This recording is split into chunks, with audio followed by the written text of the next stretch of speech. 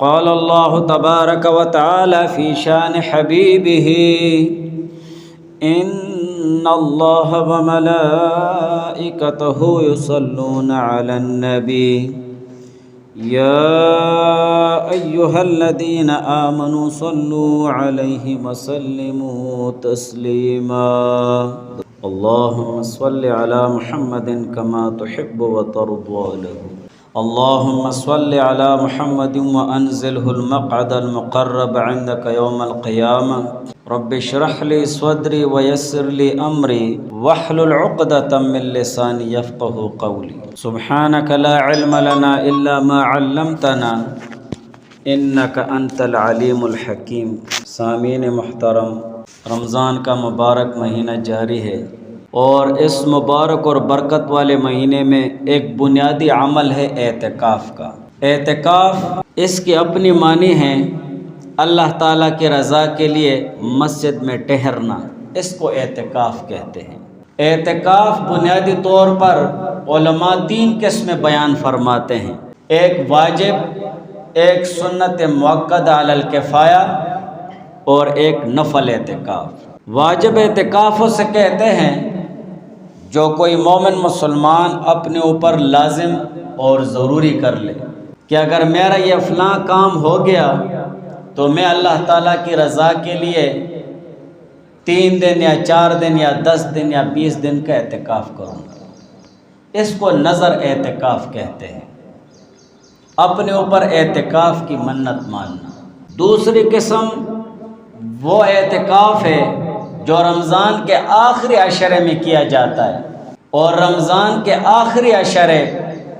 رمضان کے آخری 10 دنوں میں جو اعتکاف کیا جاتا ہے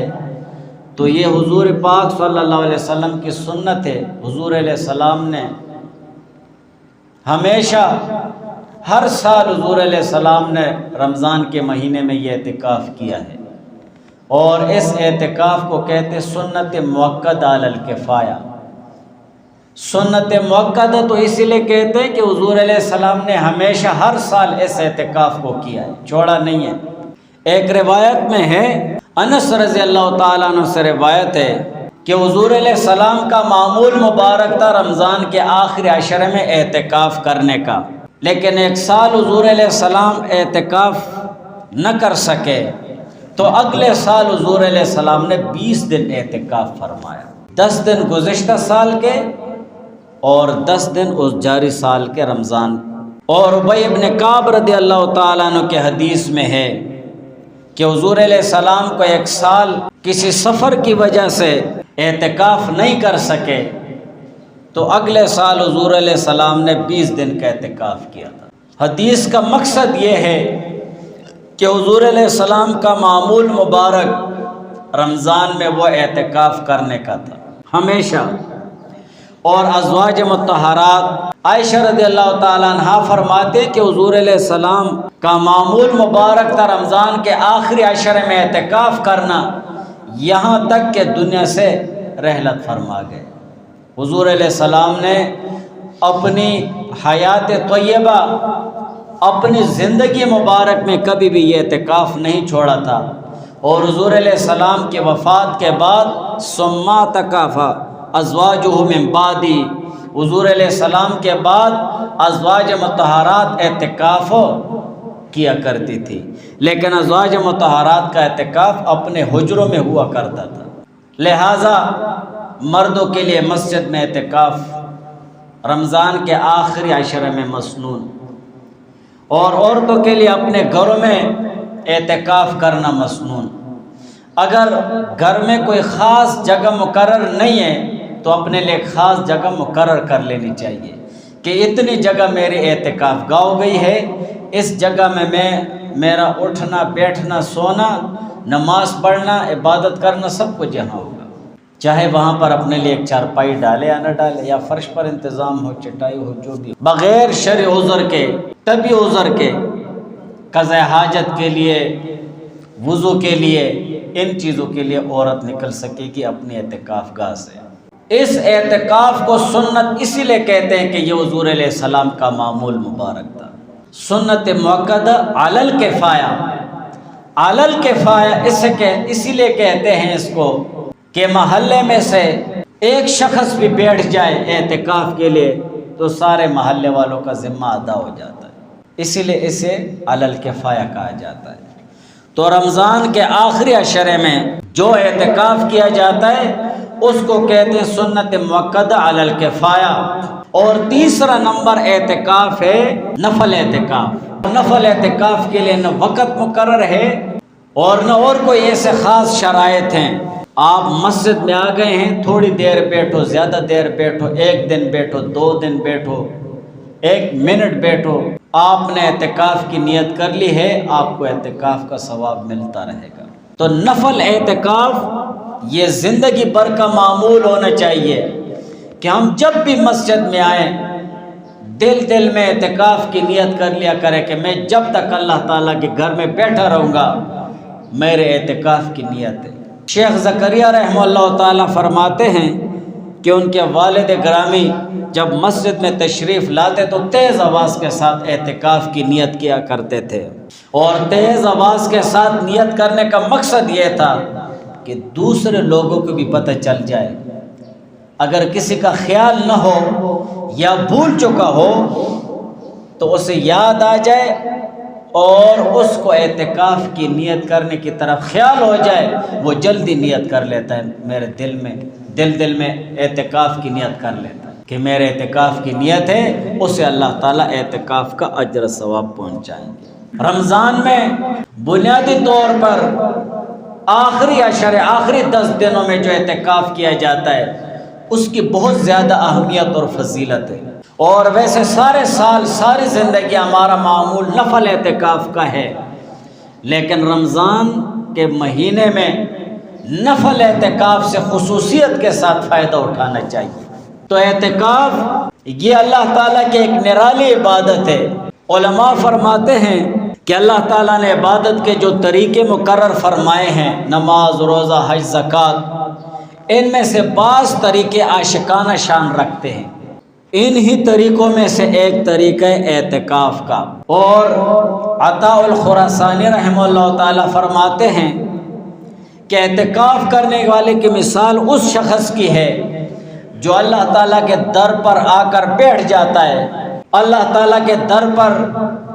آ کر ڈیرا جما لیتا ہے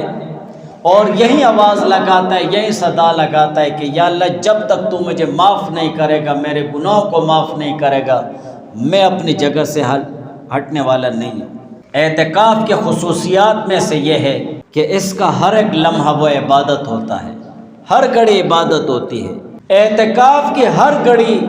ہر لمحہ عبادت ہونے کی وجہ سے اس کو بہت زیادہ اہمیت حاصل ہے، اور اسی وجہ سے رمضان کے آخری عشرے میں اعتکاف کو ایک خاص فضیلت حاصل ہو گئی ہے کہ رمضان کے آخری عشرے میں ایک رات ہے لیلۃ القدر جو بہت زیادہ فضیلت والی ہے، خیر من 1000 شہر، 1000 مہینوں سے بہتر رات۔ اس رات کو پانے کے لیے اور اس رات کے ہر لمحے سے فائدہ اٹھانے کے لیے ایک ہی طریقہ ہے کہ اعتکاف کرو، اللہ تعالیٰ کے گھر میں اعتکاف کے لیے بیٹھ جاؤ۔ اور شب قدر کو اللہ تعالیٰ نے رمضان کے آخری عشرے میں اور آخری عشرے کے طاق راتوں میں پوشیدہ رکھا ہوا ہے، کسی کو نہیں معلوم کہ رمضان کے آخری عشرے کے کون سی طاق رات میں لیلۃ القدر ہے، یہ کسی کو نہیں معلوم۔ لہٰذا جو شخص اس رات کو پانا چاہتا ہے تو اسے شب قدر پانے کے لیے آخری طاق کی راتیں ہیں، ان میں ہر رات میں عبادت کرنا ضروری ہوگا، اور ایسے تو مشکل ہو جائے گا کہ ہر رات میں کیسے ایک آدمی ساری رات عبادت کرتا رہے گا، یہ تو مشکل ہو جائے گا۔ لہٰذا اس مشکل کو ختم کرنے کے لیے، اس مشکل کو آسان کرنے کے لیے اللہ تعالیٰ کے گھر میں اعتکاف کی نیت سے بیٹھ جاؤ۔ اگر طاق راتوں میں کسی وقت تم عبادت نہیں کر سکے، سو رہے ہو اللہ تعالیٰ کے گھر میں اعتکاف کی نیت کر کے، تب بھی تمہیں اجر ثواب ملتا رہے گا، تب بھی تم اس اعتکاف کے ساتھ شب قدر کی فضیلت پالو گے۔ اسی وجہ سے اعتکاف کو ایک بنیادی اہمیت اور فضیلت حاصل ہے۔ اور امام غزالی رحمہ اللہ تعالیٰ نے فرمایا ہے اعتکاف کا معنی اور مطلب یہ ہے کہ آنکھ، کان، زبان، ہاتھ، پاؤں وغیرہ کو، بدن کے تمام اعضاء کو ان کے روزمرہ اور معمولی حرکات سے روک دیا جائے۔ یہ بھی ایک قسم کا روزہ ہے۔ آپ دیکھتے ہیں جب ہم مسجد سے باہر ہوتے ہیں دن بھر ادھر ادھر دیکھتے رہتے ہیں، کانوں سے سنتے رہتے ہیں، زبان سے بولتے رہتے ہیں، ہاتھ پاؤں سے کام کاج کرتے رہتے ہیں۔ کان، آنکھیں، زبان، ہاتھ پاؤں، ان کو روزمرہ معمولی حرکات سے، جو حرکات ہم کرتے رہتے ہیں، دیکھتے اور سنتے رہتے ہیں، ان سے اپنے بدن کے اعضاء کو روک لینا، یہ بھی ایک روزہ ہے۔ اور حضور علیہ السلام نے فرمایا من اعتکف ایمانا و احتسابا غفر له ما تقدم من ذنبہ، کہ جس نے ایمان اور ثواب کی نیت کے ساتھ اعتکاف کیا، اللہ تعالیٰ اس کے گزشتہ تمام گناہوں کو معاف فرما دیتے۔ لہٰذا اعتکاف جیسے عظیم الشان عبادت اور بہت زیادہ فضیلت والی عبادت ہے، اس کا اہتمام ہونا چاہیے۔ حضرت عبداللہ ابن عباس رضی اللہ تعالیٰ عنہما سے روایت ہے، وہ فرماتے ہیں کہ جس شخص نے محض اللہ تعالیٰ کی رضا اور خوشنودی کے لیے صرف ایک دن کا اعتکاف کیا تو اللہ تعالیٰ اس اعتکاف کرنے والے اور دوزخ کے درمیان 3 خندق حائل فرما دیں گے۔ 3 خندق حائل فرما دیں گے جو لمبائی چوڑائی میں خافقین سے زیادہ وسیع ہوں گی۔ ہر خندق خافقین سے لمبائی اور چوڑائی میں زیادہ وسیع ہوں گی۔ خافقین کے 2 معنی ہیں۔ ایک معنی اور مطلب یہ ہے کہ جتنا فاصلہ مغرب مشرق کے درمیان ہے اس سے زیادہ وسیع ہوگی ایک خندق۔ دوسرا معنی یہ ہے کہ جتنا فاصلہ زمین اور آسمان کے درمیان ہے اس سے زیادہ ہر خندق وسیع ہوگی۔ حاصل اور مقصد یہ ہے کہ اللہ تعالیٰ اعتکاف کرنے والے کو دوزخ سے دور کر دیں گے۔ جب ایک دن کے اعتکاف کی اتنی بہت بڑی فضیلت ہے تو جو شخص اللہ تعالیٰ کی رضا اور خوشنودی کے لیے رمضان کے آخری عشرے میں سنت موقدہ علی الکفایہ کا اعتکاف کرے گا تو اسے اللہ تعالیٰ کتنا اجر دیں گے، اس کو اللہ تعالیٰ دوزخ سے کتنا دور کر دیں گے۔ لہٰذا ہر مومن مسلمان کے دل میں ایک حسرت ہونی چاہیے، ایک طلب ہونی چاہیے، اور وہ مانگتا رہے اللہ تعالیٰ سے اور نیت کر لے اس بات کی کہ یا اللہ یہ جو رمضان کا مہینہ ہے اور اس کے آخری عشرے میں مجھے اپنی قدرت کے ساتھ اور اپنے فضل سے اعتکاف کرنے کی توفیق عطا فرمانا۔ نیت اور ارادہ تو مومن مسلمان کر لے، اللہ تعالیٰ سے مانگتا رہے، اللہ تعالیٰ اپنے فضل سے اس کی نیت اور اس کے ارادے کو وجود دیں گے، اور اگر وجود نہیں دیا تو اس کی نیت اور اس کے ارادے پر بھی اللہ تعالیٰ اسے اجر ثواب عطا فرمائیں گے، تب بھی اللہ تعالیٰ اس کو اجر ثواب عطا فرمائیں گے۔ اور جب ایک دن کے اعتکاف کی یہ فضیلت ہے تو نفل اعتکاف سے فائدہ اٹھانا چاہیے کہ جو مومن مسلمان رمضان کے آخری عشرے میں پورے 10 دن کا اعتکاف نہیں کر سکتا ہے تو وہ نفل اعتکاف سے فائدہ اٹھاتا رہے، اسے جتنا وقت مل جائے اللہ تعالیٰ کے گھر میں آ جائے، اعتکاف کی نیت کر لے۔ آپ 1 گھنٹہ بیٹھیں، 2 گھنٹہ بیٹھیں، 3 گھنٹے بیٹھیں، اس میں آرام بھی کر لیتے ہو، اٹھ جاتے ہو، جب تک مسجد میں رہو گے اعتکاف کا اجر ثواب ملتا رہے گا۔ اور جب مسجد سے نکل گئے ہو بس یہ نہیں کہ آپ کا نفل اعتکاف ٹوٹ گیا ہے، بلکہ آپ کا نفل اعتکاف پورا ہو گیا۔ آپ 2 دن کے لیے بیٹھ گئے، 3 دن کے لیے بیٹھ گئے، مسجد سے نکل گئے ہو، نفل اعتکاف پورا ہو گیا ہے، پھر اندر آ گئے ہو، پھر دل میں اعتکاف کی نیت ہے۔ کوشش یہ ہونی چاہیے کہ ایک دن پورا مسجد میں بیٹھو یا ایک رات پوری مسجد میں بیٹھو۔ اگر آپ 2 3 4 دن بھی بیٹھے ہوئے ہیں، اپنی ضرورت سے اندر باہر ہو رہے ہو، تب بھی اللہ تعالیٰ نیتوں پر فیصلے کرتے ہیں۔ نفل میں اللہ تعالیٰ کی طرف سے فضل اور کرم کا معاملہ ہے، ہر کسی کی اپنی نیت پر اس کو اجر ثواب ملتا رہے گا۔ تو نفل اعتکاف سے پھر فائدہ اٹھانا چاہیے۔ آپ ڈیوٹی کر رہے ہیں، آپ کو 10 دن کا اعتکاف کرنے کا موقع نہیں مل رہا ہے،